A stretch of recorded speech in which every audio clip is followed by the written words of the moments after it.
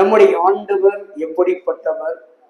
அவர் நல்லவரா, வல்லவரா, போதுமானவரா, நிறைவானவரா, ஆசீர்வதிக்கிறவரா என்பதை குறித்து நன்றாக அறிய வேண்டும் என்றால் இந்த வேதத்தை அதிகமாக வாசித்தால், இந்த வேதத்தை அதிகமாக கர்த்தர் நமக்கு கொடுத்திருக்கிற அந்த பரிசுத்த வேதத்தை அதிகமாக வாசித்து தியானித்து பார்த்தால் தெரியும் கர்த்தர் நல்லவர் என்பது. அல்லேலூயா.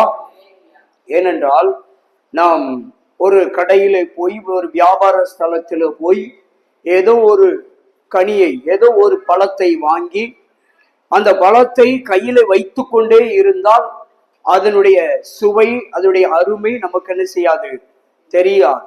சோ அந்த பழத்தை, அந்த விருட்சத்தை நாம என்ன செய்யணும், சாப்பிட்டு பார்த்தால்தான் அதனுடைய சுவை நமக்கு நன்றாக புரியும். அல்லேலூயா. அது அந்த சுவை நமக்கு புரிகிறது மாத்திரமல்ல, அந்த விருட்சத்தினுடைய, அந்த பழத்தினுடைய பலனை நாம எப்ப அனுபவிக்க முடியும் என்றால் அதை பூரணமாக புஷித்து முடித்தால் மாத்திரம்தான் அதனுடைய பலனையும் அனுபவிக்க முடியும்.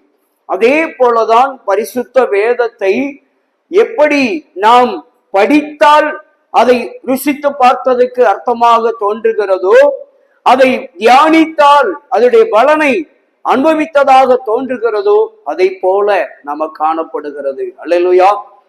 வேதத்தை நன்றாக நீங்க வாசிக்க பிரயாசப்பட வேண்டும், முயற்சி எடுக்க வேண்டும். அல்லேலூயா. பரிசுத்த வேதத்தை அதிகமாக என்ன செய்யணும்னா வாசிக்க வேண்டும்.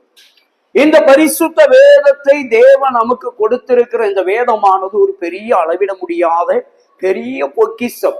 அல்லேலூயா.